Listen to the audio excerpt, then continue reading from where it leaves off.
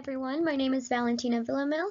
I am a fourth year CRDS student, and my presentation today will be on occupational therapists as active citizens, specifically using lifelong learning mechanisms to influence discussions around the governance of emerging technologies.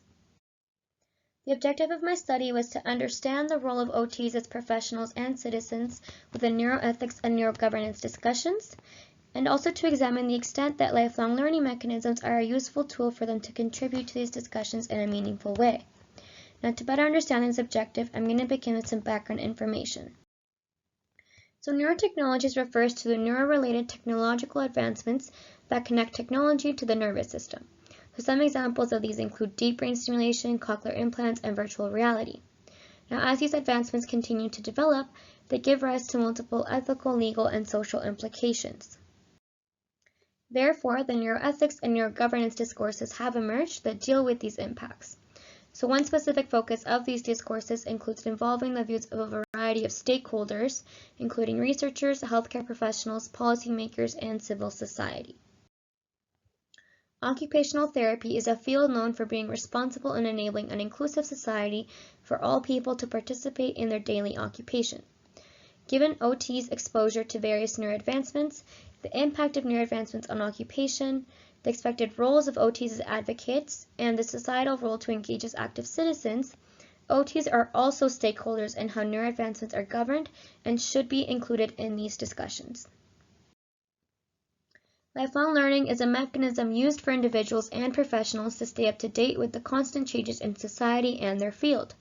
Therefore, OTs can utilize lifelong learning mechanisms within their professional role and role as citizens to contribute in a meaningful way to neuroethics and neurogovernance discussions. Therefore, a qualitative research design was employed using semi-structured interviews on 8 OTs in Calgary to gain a better understanding of their views and experiences.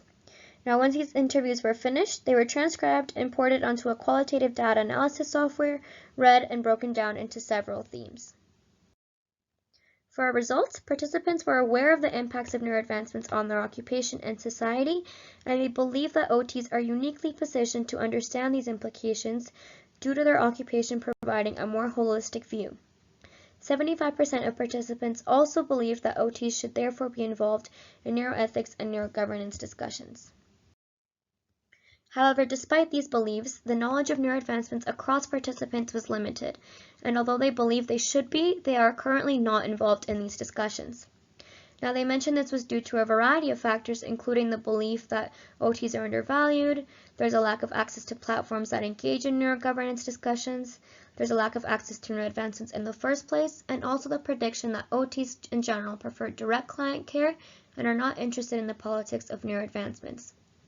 Now, in regard to lifelong learning, all participants collectively viewed lifelong learning mechanisms as crucial in their field. Unfortunately, they are right now not providing OTs knowledge on neuroadvancements past the clinical level and enough knowledge to engage in neurogovernance discussions. These findings are problematic given the role understanding of OTs, the impact of neuroadvancements on their field and their clients, and also the focus and importance of stakeholder engagement. Given the gap outlined by our study on how the OT field and the neuroethics and neurogovernance discourses interact, we suggest that more must be done to facilitate the involvement of OTs in these discussions. This can be done by, for one, updating the current undergrad and OT grad curricula to introduce prospective OTs to the constantly emerging consequences of neuroadvancements and the impact that it will have on their personal and professional lives. And also, lifelong learning mechanisms must also be modified to empower current OTs to bring forth new knowledge acquired through these mechanisms. As to future directions, a study can be done that focuses on evaluating the current OT curricula and grasp a better understanding of how it can be adapted to provide better knowledge on neuroadvancements at the student level.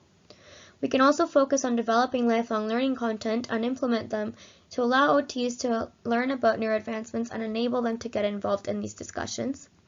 And lastly, one could conduct an investigation of what current stakeholders in neurogovernance and neuroethics discussions think of the involvement of OTs in order to brainstorm how they can better contribute. Thank you so much for listening. I would lastly like to acknowledge and thank the ongoing support from the WOPAC, our interdisciplinary research team, and the University of Calgary, as well as the AirNet Neuro Network and the CIHR.